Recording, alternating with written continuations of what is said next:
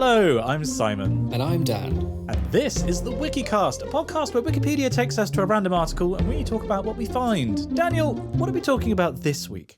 This week, Simon, we're talking about Hauge Log Church. Hauge Log Church. That sounds like a what three words location? The pronunciation of this, I'm absolutely certain that I'm pronouncing log and church correctly. It's the first bit. How do you spell it? I'm not quite sure. Hauge. Hauge. Ge. This has got to be Scandinavian, right? Well, it's interesting that you say that, but it is actually based in Dalyville. That is not a real place. That's not a real place. Wisconsin. That sounds like we're like Scarlet Witch set up in one division. Yeah, bizarre. But it was the first Norwegian Lutheran church. Oh, okay. Constructed in western Wisconsin, which might explain the name. Right, it's got to be a Norwegian thing then. It looks like a white shed. That's it. Oh, the white shed. It's really small. Hang on, I've got to look a picture of this up. Hang on, Hauge Log Church. You know what? You've nailed that. It is a white shed. Yeah, that's exactly what it is. It is, however, it does feature on the US National Register of Historic Places. Why? It looks like the default house in The Sims. It's bizarre. It's absolutely bizarre. Do you want me to? Shall I tell you a little bit about Hauge Log Church? Oh, it has an outhouse, I see, which just looks like a smaller version of the church. Yeah, it's amazing. Imagine if Exeter Cathedral had that. It had external loos and it was just a shrunk down version of the cathedral. Yeah. Like the church in Ottery St Mary. Is that a shrunk down version of Exeter Cathedral? Yeah, it's basically Exeter Cathedral in miniature. Oh, I never noticed. It was done as like an initial. It's quite fun actually. The floor plan is more or less replicated, but in miniature. So you have the two towers and things. And oh wow! Yeah, it's quite interesting. You should have a look. Okay, so tell me more about Hauge Log Church. I'd love to. It was the first Norwegian Lutheran church constructed in western Wisconsin. Hauge Log Church is located on County Highway Z, just off State Highway 78. The historic building was added to the National Register of Historic Places in 1974. A historic district park, open year-round, was created by residents of the town of Perry in 2001 to surround and protect its scenic views and serenity from development in perpetuity. The history of the place. By 1851, two flavors of Norwegian Lutherans had settled around the area where the Hauge Church would be built. Lutherans loyal to the Norwegian state church and other Lutherans who preferred the ideas of Hans Nielsen Hauge, a reformer back in Norway who had been jailed by the state church. Neither group had a church building, so these unlikely bedfellows agreed to build one together. Logs for the church were cut and drawn in 1851, and labour was donated by the members, with each man assigned a number of logs to cut and prepare. Construction completed in 1852, so it took them a year to build. You know what, Dan? Unbelievably, this does actually have a connection to us, because what did we do in the embarrassingly long time between episodes when you came around to our house? Oh, yes. We watched a documentary about a bunch of lads building an authentic American log cabin. Yeah. Now this is called like barn raising, right? Oh, isn't this like phenomena a thing? But like barn raising as a. My only understanding of barn raising comes from Seven Brides for Seven Brothers and other forms of media. But I believe that it's like you have a timber frame that you then raise and then you add the wall structure to it. And the idea is that as a community, you build it in like a day. Like it will have, but basically I think it's a different construction technique and it's much longer. You know, like log cabin building is much sort of more time intense. Right. So I think it is related, but not exactly the same. But yes, we should let's talk about the fact that it's been a while, and the reason it's been a while since episodes is because we both have had an awful lot going on. You came and visited was one of the things that happened. I did. It was amazing. I had the most lovely time. It was absolutely superb. It was great because you stayed over, as did Pixel Wife's sister. Yes. And we stayed up and watched this documentary about people building log cabins, which was very cozy and nice. You were here for my third of a century party, I believe.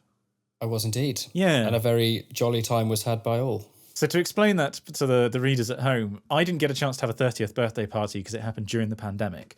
And since then, I haven't really been able to do any birthdays sort of celebrations, including last year because my daughter had just been born. And so I figured that I could celebrate being a third of a century old in the week where I turned 33 and 4 months.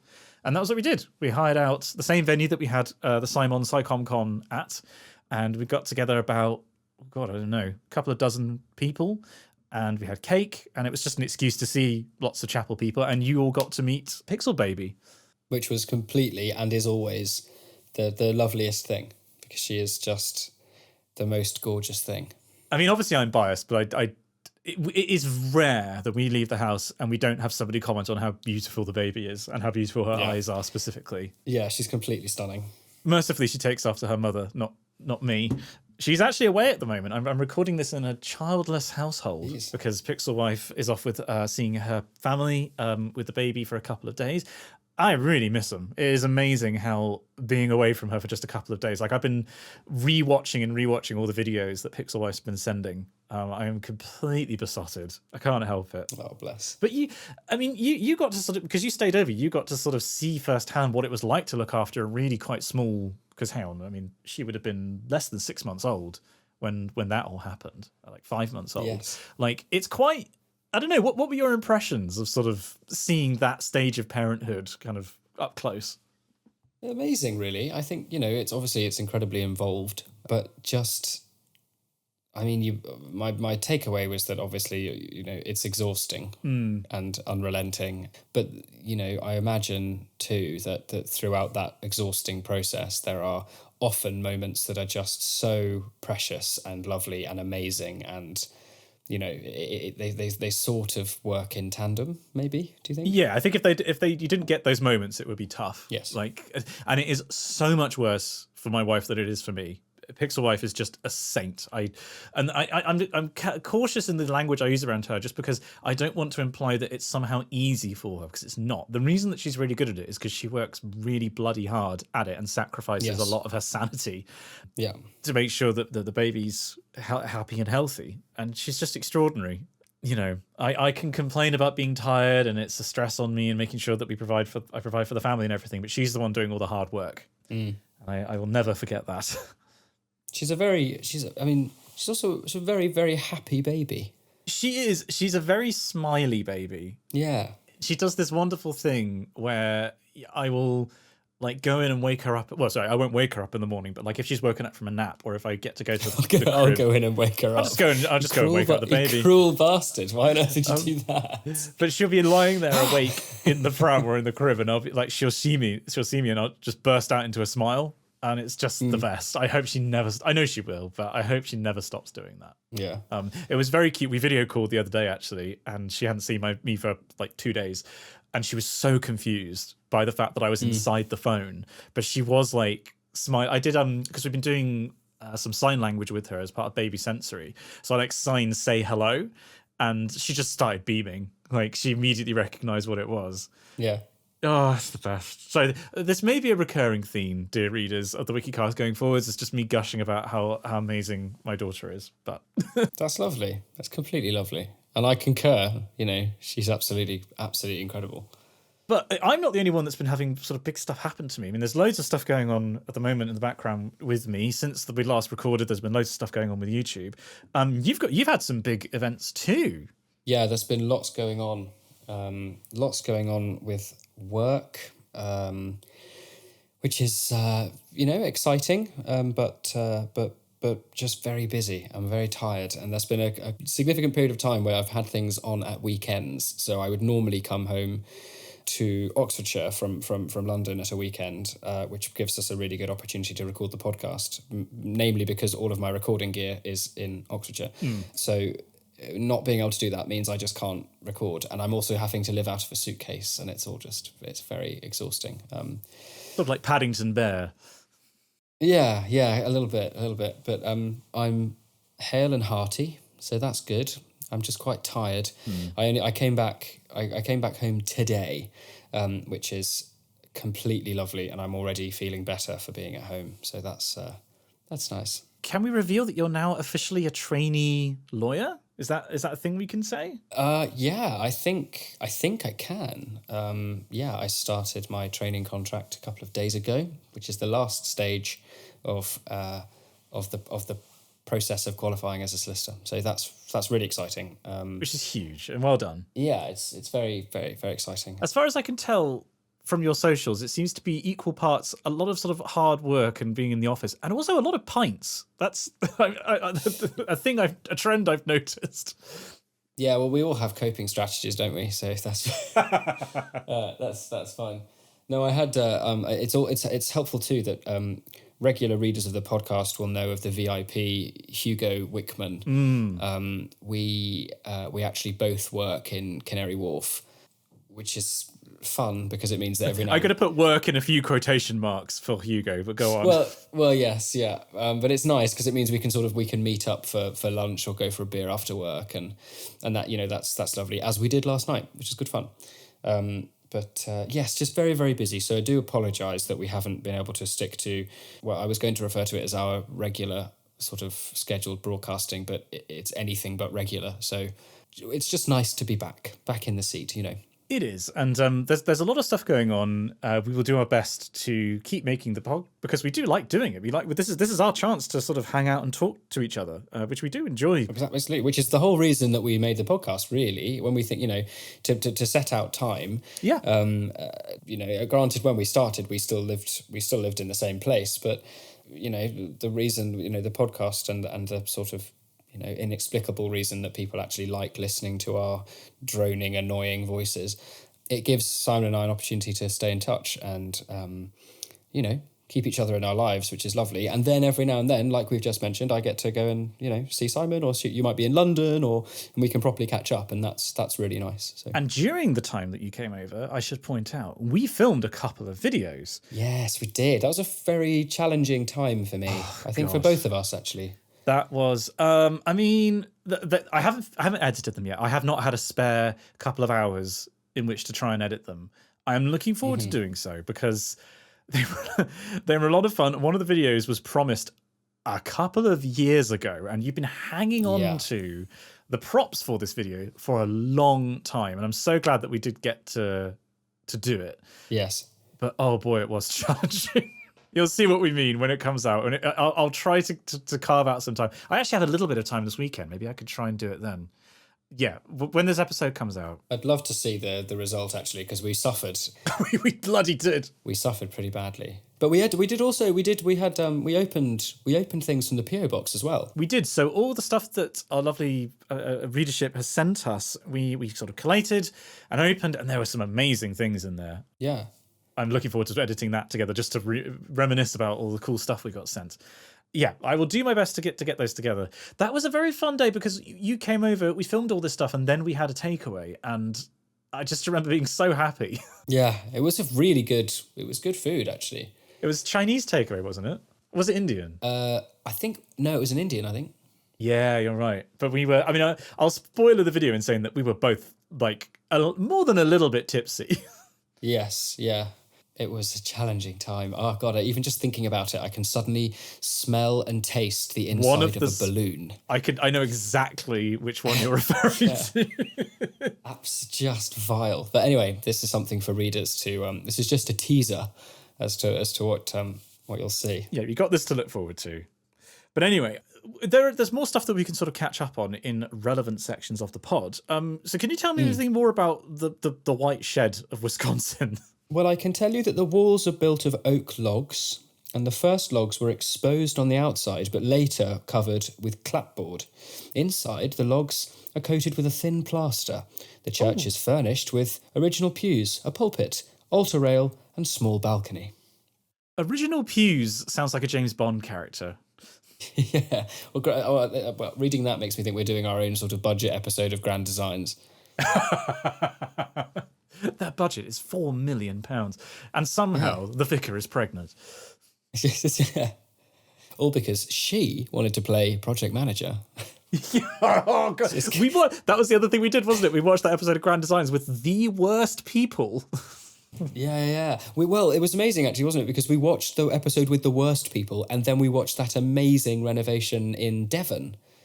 Yeah. And I actually ended up staying in for casting your mind back to Easter Monday.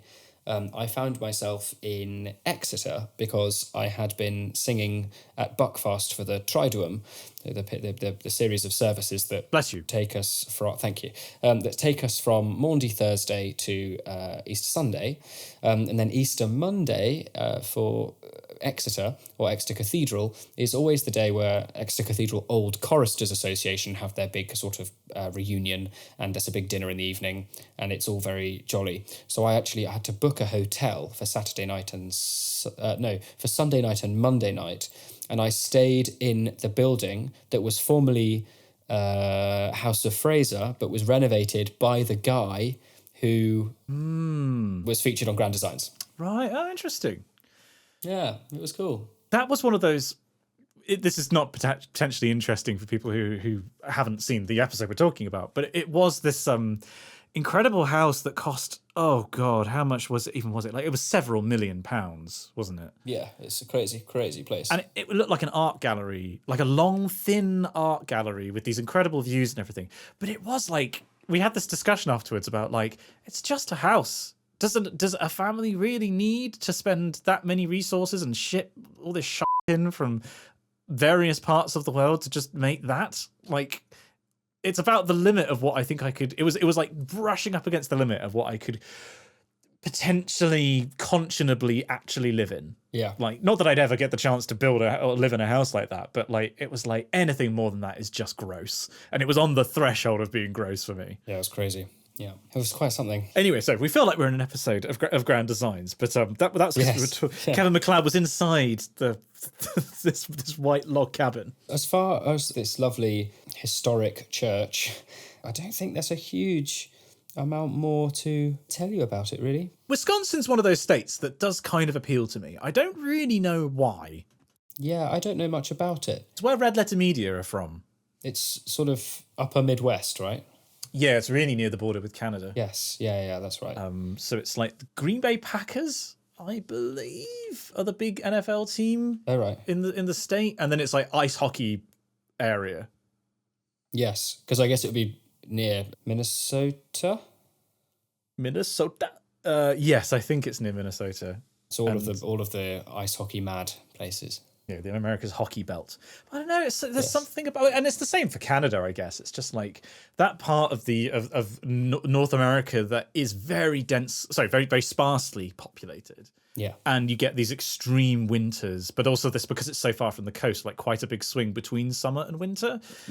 Possibly also, the only other thing I know about Wisconsin, apart from the Green Bay Packers, and even that I'm not 100% sure of, is cheese. I know that they're big cheese heads. Oh, really? They make a lot of cheese. I think that is a thing with the Packers where they've got like cheese hats with like, like a wheel of cheese, but with like a slice taken out of it.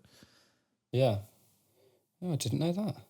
I think I may be. It may surprise you, Dan, on the Wikicast, but I may be talking out of my arse. But I think that's correct. That's fine. That's something that we encourage here. Hey, I'm a communicator on the internet. That's what I do for a living. I just have to sound confident, and yeah, that'll do the trick. Well, Simon, I don't know about you, but I've certainly got some things, seeing as it's been such a long time, that I'd like to talk about in... Oh, hang on. No, I've forgotten my bit.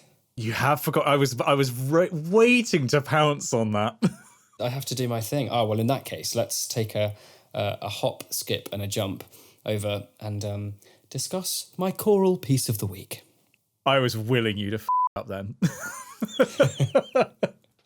I was really, really like, oh, he's going to do it. He's going to do it. And this will be my piece of the week. Drum roll, please.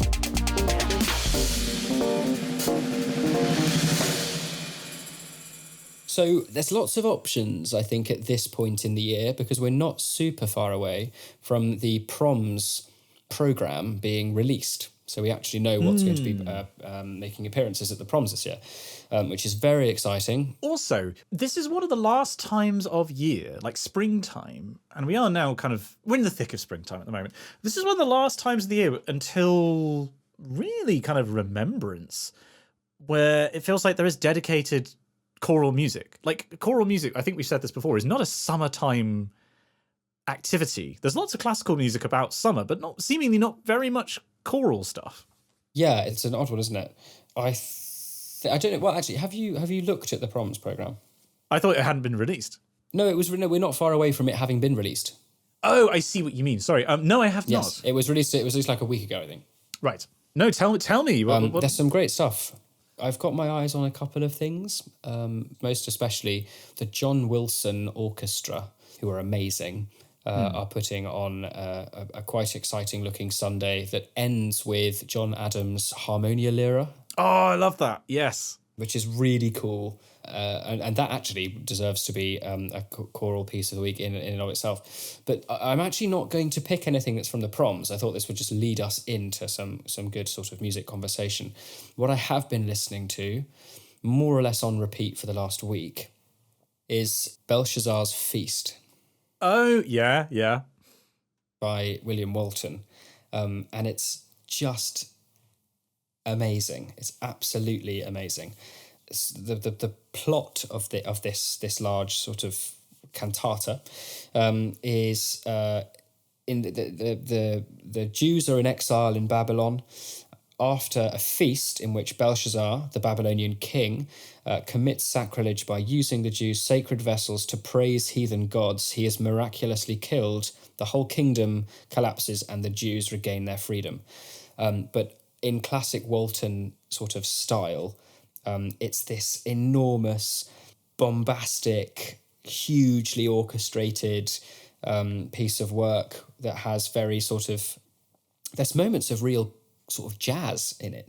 It's just amazing, all of the rhythms and particularly sort of all the trumpety fanfares that you always associate with Walton are just so spine-tinglingly exciting, and it's just a massive work. And as a sing, it's enormous. I've only ever done it once, and not very well, because we didn't really have any time to look at the work, and it's not something you can really just turn up and sort of wing, Yeah. But it's amazing, and I love it, and I'm a little bit obsessed. So my choral piece of the week is William Walton's Belshazzar's Feast. I've got a couple of things to add here. Firstly, I had a very exciting realization looking through the proms, and my God, there's loads of stuff I'd love to come to. Yeah. I think we've got Mahler 3 as well. I want to go and see that. Oh, I saw that there was a little bit of Mahler, but I must have missed Mahler 3. I've been really obsessed with Mahler 2 recently. What was I going to say? Yes, this exciting realization that there are CBeebies proms. Like, I will get to bring Pixel Baby to a CBeebies prom in a couple of years, like, I don't know, 5 years maybe. She'll be old enough to do that. Mm-hmm. That's really exciting. That was actually something else that you got to experience, was you got to watch some of the early morning TV that we watch with Pixel Baby. We have sort of our routine. Yeah, lots of Bluey And Hey Dougie with your friend Xander Armstrong. Indeed, yeah. And actually, Xander, I'm sure, had a hand in. There's an episode of Hey Dougie where the squirrels earn their choir badge, and the BBC singers are in it. Oh, cool. They do. There's an arrangement of the Hey Dougie theme that they perform as part of the episode, which is just great. Oh, nice. And I was just looking at the CBeebies prom, and I'm like, I wonder if that's gonna be in there, maybe. So that's exciting. I've been doing some singing as well recently. This is the second time I will say something basically the same thing actually on the podcast, which is I performed a piece in Bath as part of a scratch choir by Handel. Last year I performed a piece called Solomon, and this year it was The Choice of Hercules. Both of them are not performed very often, and I have found out why. Because oh, really? It's just kind of mid, like it's just fine, I guess. It's Handel. You listen to it, it's like, that sounds like Handel, but it's just not as good as some of the other stuff that you could be singing. And for the love of God, I am begging you, please, if you're listening to this and you're putting together a like sort of concert of Handel's music, if there is a role for a countertenor like Hercules, don't give it to a countertenor. Just pitch it down 2 octaves and give it to a bass. Seriously, it takes a modern audience out so spectacularly, and you could see it with both of the performances. As soon as this countertenor starts singing, everyone just goes, "What? Why is this like massively impressive, like mighty peak of masculinity, role being played by someone who sounds like that?" And I know my mum, if she listens to this, will say it takes balls to be a countertenor, but it doesn't work for modern audiences, I don't think. Interesting. Yeah. It's just a little bit like, but yeah, it was nice to be singing again. I haven't had a chance to do very much of it. Oh, I'm sure, yeah. I've been on parade quite a bit in London, actually, doing quite a lot of singing. Anything interesting? Yeah, I've done quite a bit now at St Mary's Bourne Street, which is an absolutely lovely church with an incredible music sort of tradition, really good fun. It's just nice to keep it in my life, because I don't have a lot of time for singing, really, particularly when I would normally go home at a weekend, and most of the singing I could do is a weekend. So, that's one of the reasons why I've been so busy, because if I'm asked to sing on a Sunday, then it doesn't really make sense for me to come home on a Friday night, because I would only be home for a bit and then back again. So, but I'm very grateful to be able to keep singing there. It's good fun. Man, did you see that one of the proms is the King's Singers and Voces 8?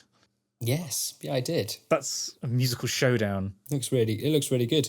There's a BBC Singers prom, I think, as well. Is it a crazy idea to say that, like, what if we designated a Wikicast prom that, like, we will both go to, and if people were interested, they could also go, and maybe we meet up before and afterwards. Oh, well, that's a brilliant idea. I'd be hugely up for that. We pick something choral that we'd all like to go and see. Yeah, in fact, I think there's a prom that the 16 are doing in the day on maybe a Saturday or a Sunday, so that might work quite well. Okay. There's a St. John's Passion, but it's on a Monday. I think also that St. John Passion is like 1 2 apart. Oh, wow. Yeah, it's this, I think it's a Japanese choir that have quite a serious reputation in doing that sort of stuff. And there's a performance of Beethoven's Ninth, completely off book, totally memorised. Oh, okay. Which would be quite something. I think that's a brilliant idea, though. Let's have a think about what it could be, and if you're a London, if you're a sort of Southeastman, UK based, I don't know how far you want to travel for it, but that could be really fun. We could go to the pub before and watch it, and then go back to the pub and talk about what we saw and what we think, and it'd be really lovely. Let us know in the Discord on the Wikicast channel what you think of that idea, or email in spongyelectric@gmail.com. Yeah, I'd be really, really interested if people are up for that, because that could be a fun way to sort of do like a casual meetup and we all get to enjoy some music. Absolutely. Okay, we've dillied and dallied long enough in this section, Dan. You had some stuff that you wanted to talk about in Critics Corner.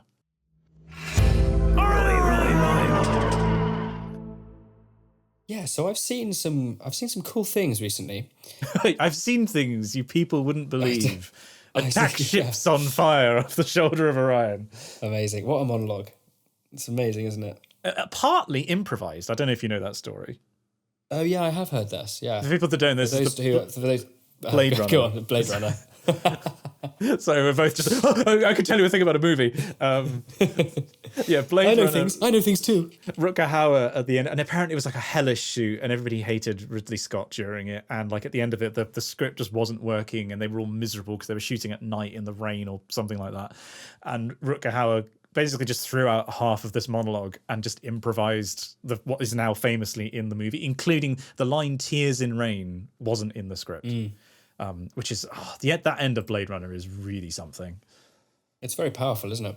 Blade Runner 2049, one of the great sequels of all time, though. If anything, better than the original. Just putting that out there. I do actually also want to speak about a sequel directed by Denis Villeneuve. We'll get on to that. Absolutely. I'm going to do a little bit of a sort of whistle-stop tour, because there's a couple of things I want to mention. The first is I've now finished the second season of Invincible on Amazon Prime. Oh, yeah. Which is amazing. I got into that through a friend. Really, really like it. I don't really have much sort of experience in watching that sort of animated, almost not quite anime, but that sort of thing, just an animated feature in that style. Western anime, yeah. Yeah, exactly. But it was really good. I really enjoyed it. I thought it was excellent. I watched for the first time Mulholland Drive. Was this with Hugo by any chance? It absolutely was, yeah. And that was incredible. That was really, really amazing. I don't have a huge amount of exposure to David Lynch's work, aside from occasional episodes of Twin Peaks, but a big fan, really big fan. I like his stuff a lot. And I rented The Holdovers. I've heard that name. Yeah, it's the Paul Giamatti, is it his name? Oh, yeah, this got really good reviews, yeah. That teacher. It's absolutely brilliant. It's such a good film. Oh, cool. Really, really excellent. I was very, very impressed. Yeah, I loved it. Absolutely loved it. Is there anything else I was going to try and remember to bring up? I don't think so. No, I think that's good. Anything from you? I don't have very much time to watch films at the moment. I basically get about an hour in the evenings to do stuff, and at the moment I've been spending that time painting. I have done quite a bit of painting recently. I finished off a Blood Bowl team, and by eighth.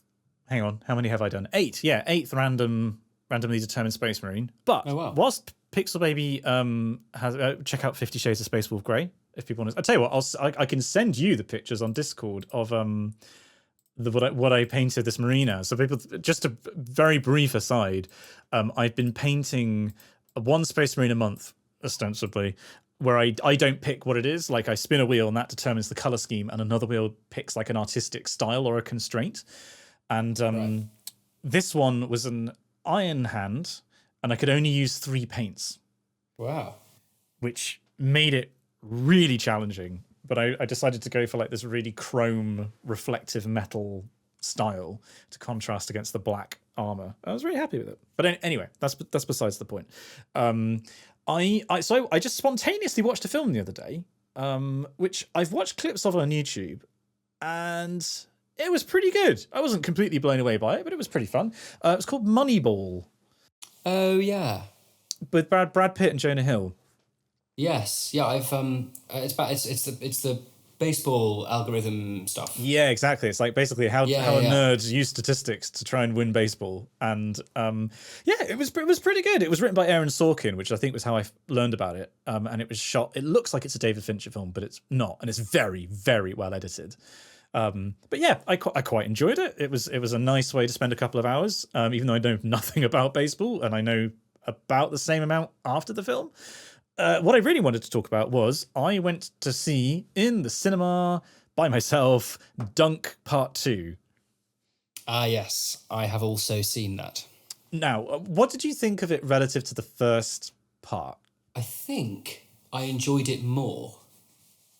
It was great. I mean, I remember watching the first one and really loving it, and the second one and really loving it, because it's like, for me, it's like watching sort of Avatar, in the sense of it's just a massive visual spectacle that you can just let wash over you, and that's it. I think as soon as I start to think about it too much, I don't know whether I can take it seriously.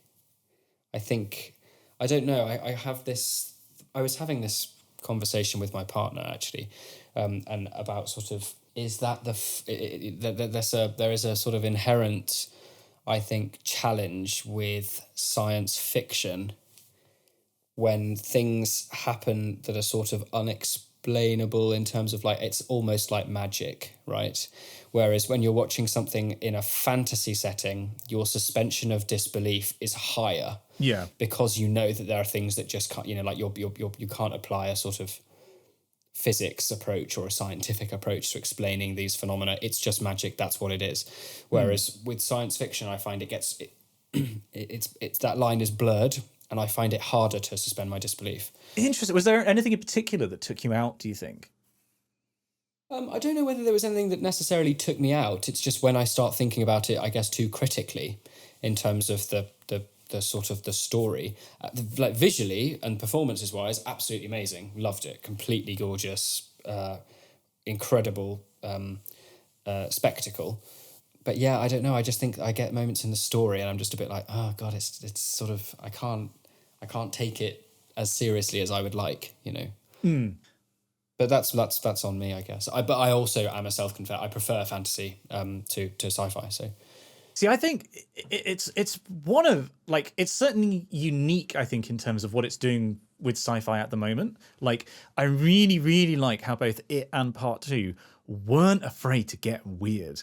Like, there's no hand-holding in the film. It's just like, yeah, it's pretty up universe, and you know, there are these people and there's all this backstory that you can like imply from costume design and some subtle bits of the performance and all this stuff, but it's never put on a silver plate for you, and it's never afraid to just put something really weird in the middle of the screen, like all the stuff to do with the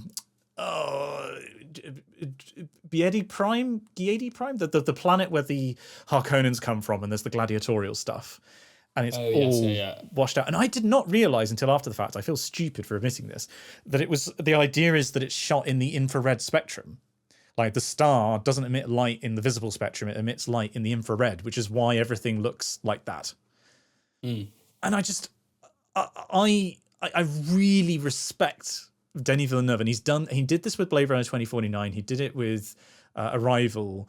I like how he treats sci-fi like a mature genre, and he doesn't treat the audience like idiots. yes, I really enjoy. Originally I thought that I didn't like it as much as Part 1, but the more I have thought about it, and the more I've thought back specifically to how they handled the ending and the arc of the tragedy of what Paul has to go through and where he ends up in this film, it is really extraordinary. And I think they have actually, because I read the book, I think I read the book before the first one. Yeah, I read the book before the first one. I think they've actually done a really good adaptation, and they've not shied away from the more difficult to adapt aspects of the book, like the messianic stuff. yes, I thought it was amazing, and the music I thought was, like the first part, absolutely extraordinary. yeah. It's just such a, you know, I've read criticism saying like, oh, it would have been really cool to see it as a televised series as opposed to a feature film, and I can sort of see the argument for that. But also, I think so much of the power and you know, enjoyment factor as a member of the, you know, the audience and viewing public is just that the visual spectacle is so extraordinary. It's so vast. You know, it's one of those films to see on a big screen. Like, I wish I could have seen it in IMAX. There's a really good review actually. I've started listening to a new podcast called What? You're cheating on me, Dan. What's it called? Oh, Pulp Kitchen.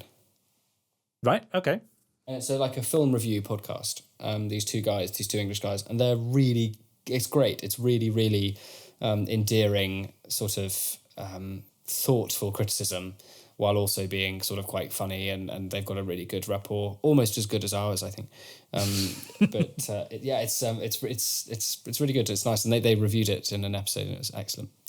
Actually, if we're on the topic, that's another piece of media I've been consuming. I've been listening to a lot of podcasts because I can listen to them whilst I'm walking the baby in the pram. Although I did find, if I position my phone just right, I can put the cover on the pram, prop my phone up on the baby, well, not really on the baby, but on the pram, and I can watch like YouTube battle reports on YouTube whilst I'm walking the pram. I've got like a little portable screen. But I've been listening to a lot of podcasts, particularly one called The Fall of Civilizations podcast by Paul Cooper. I'll leave a link to this, as we always do. Everything will be linked in the show notes. And these are long episodes. Oh, really? I've listened to 4 episodes, I think, so far, and they're like 3 hours long each. Oh, wow. The Egyptians one, The Fall of the Pharaohs, which is basically just a whole history of ancient Egypt.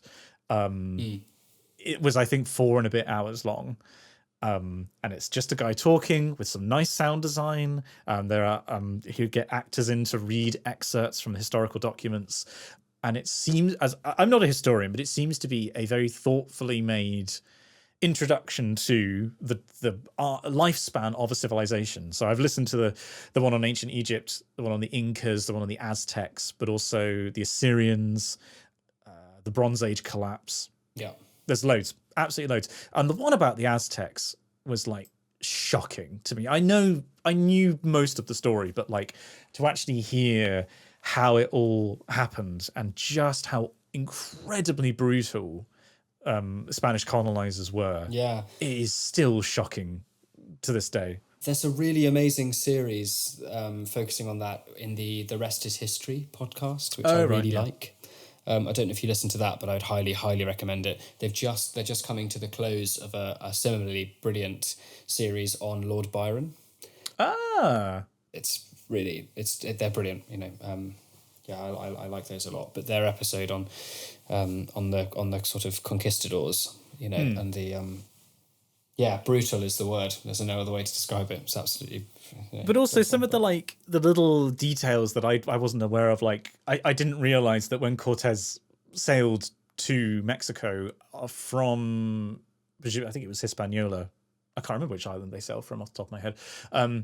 But like the governor had explicitly told him to not do it, and he was like, "Don't you leave this island," and he went and did it anyway, and the governor ran to the ports to try and shout at the ships to come back, and Cortez was just like, "Sorry, some of these things you've just got to do in life, you know." And then like Garrett sailed off into the unknown and genocided a whole civilization.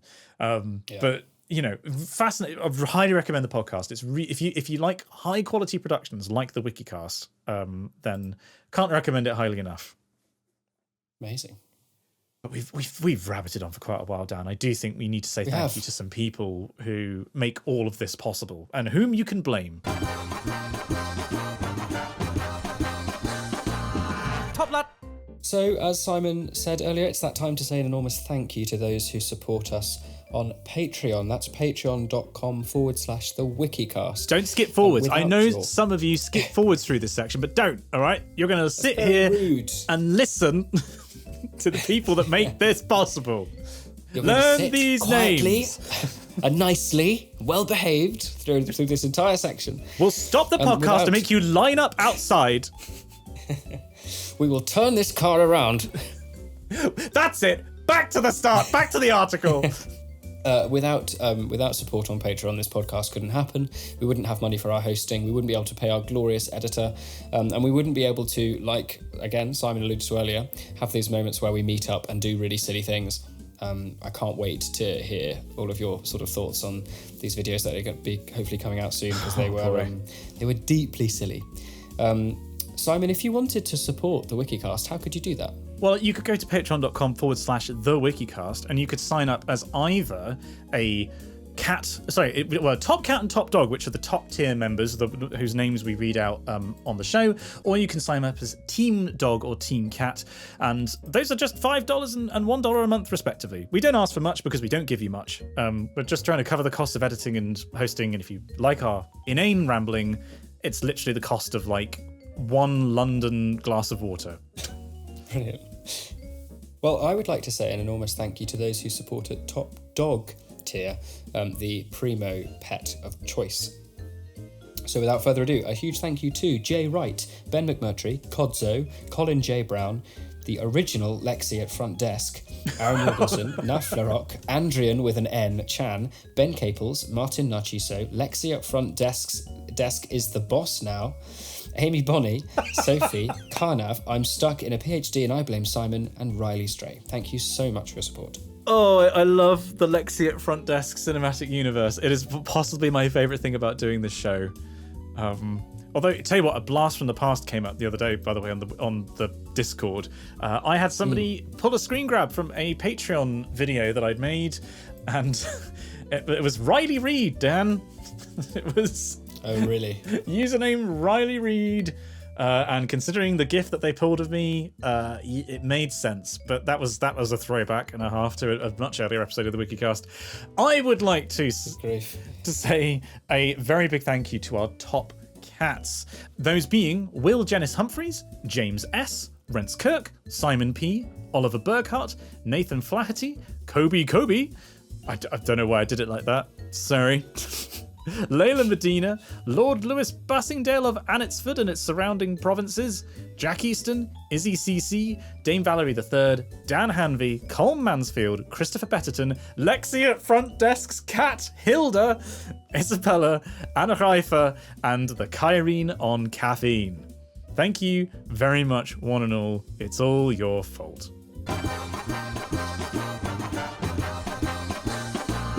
Top lad. Now, I don't know if you noticed, Dan, because I get the notifications on my phone, but somebody signed up our email to a website called Filipino Cupid.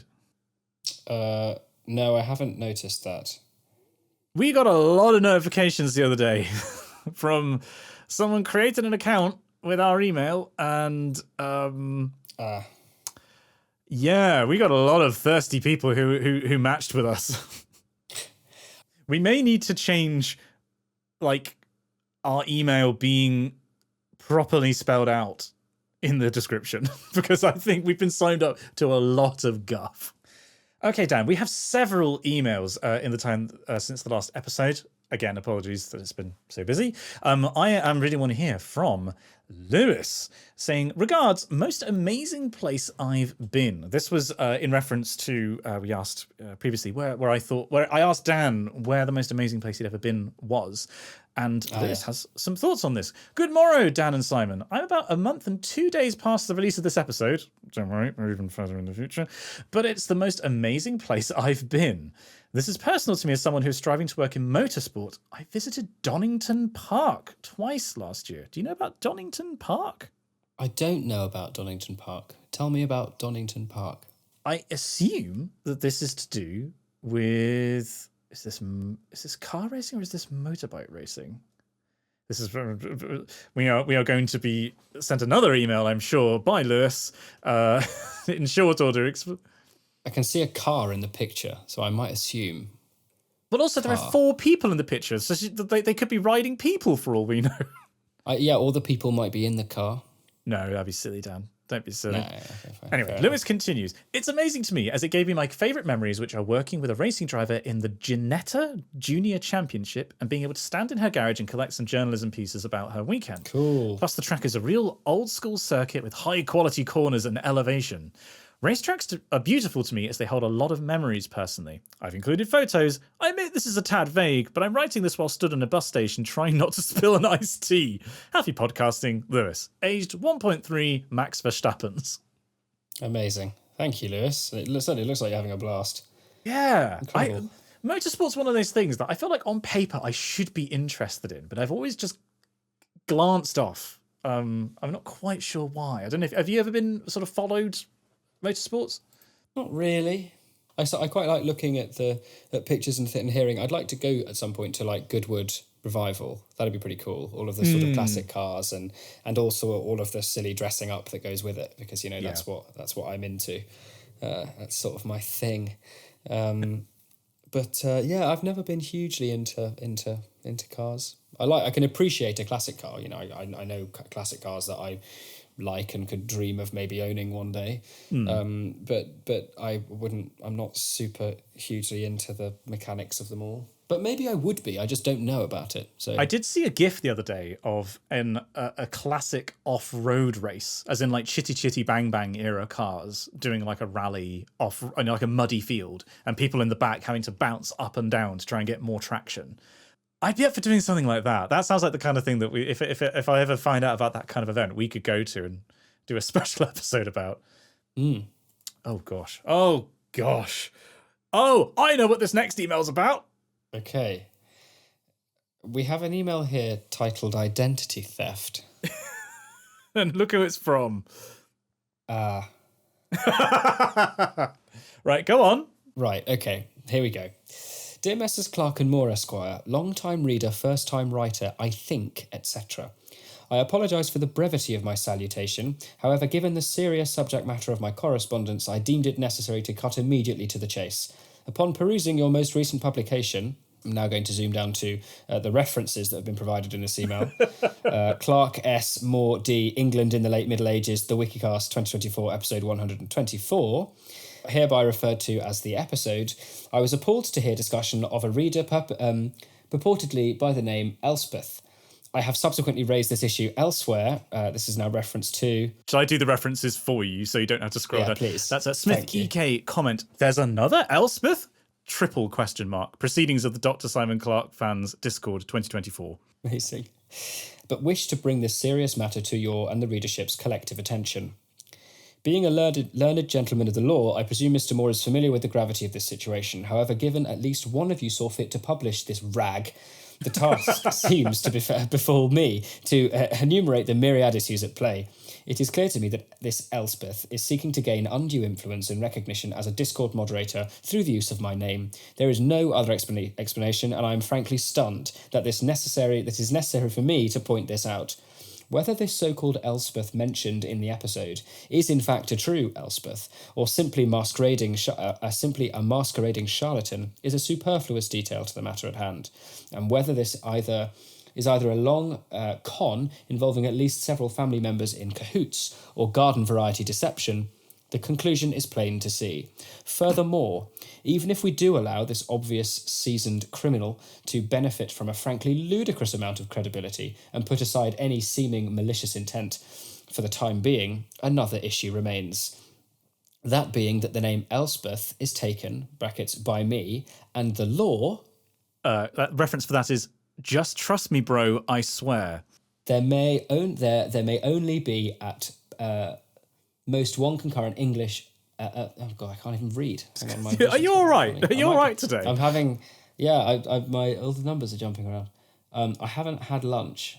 I wonder whether... Dan, it's 6 p.m. Yeah, I know. It's been quite busy.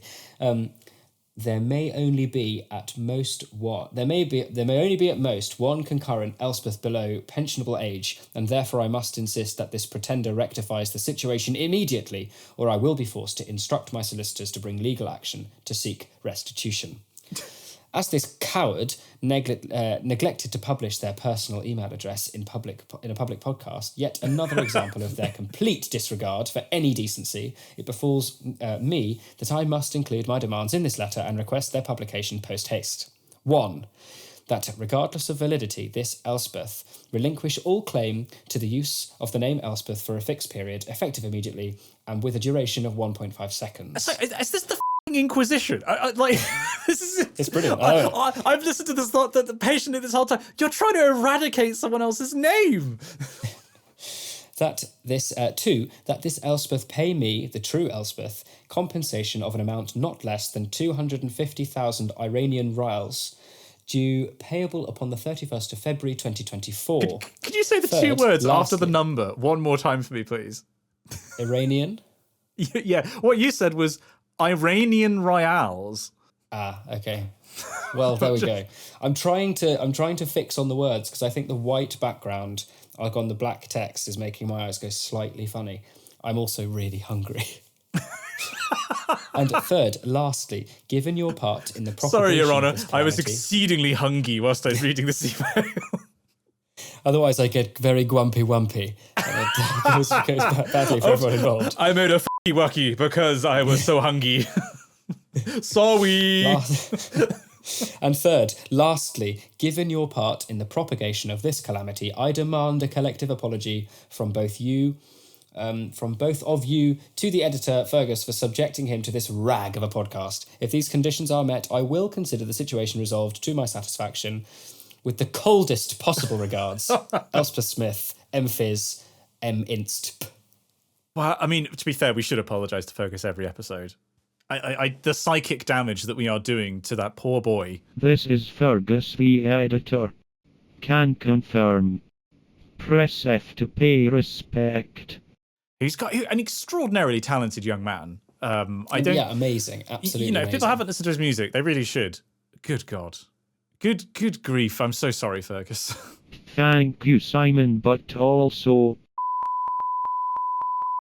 both of you. Freedom for Fergus, the editor. Well, I mean, Dan, do you think is that legally watertight? Does Elspeth have... Sorry, I don't know. Well, does one of the Elspeths have a claim here? Well, given the references, I would say that it sounds pretty kosher to me. Yes, one third of those references being "Just Trust Me, Bro." Yeah, which it seems legitimate. Look, I think I'm gonna have to look into this matter. If the clerk of the court can That's me. just follow up with me afterwards. We've just got a little bit of digging to do. I've got to read up on a little bit of case law, and we will address this in the next episode. Still a more like legally watertight case than the Trump defense. Yeah. So we do have more correspondence to go through, but I think Dan may be at risk of keeling over unless we get some bird feed into him soon. So I'm gonna say that we'll save the remaining emails and any more that may come in the next couple of weeks until the next episode. That just leaves me then to ask Daniel, what did we learn about today? Today, Simon, we learned about the Hauge Log Church in the town of Perry, Wisconsin.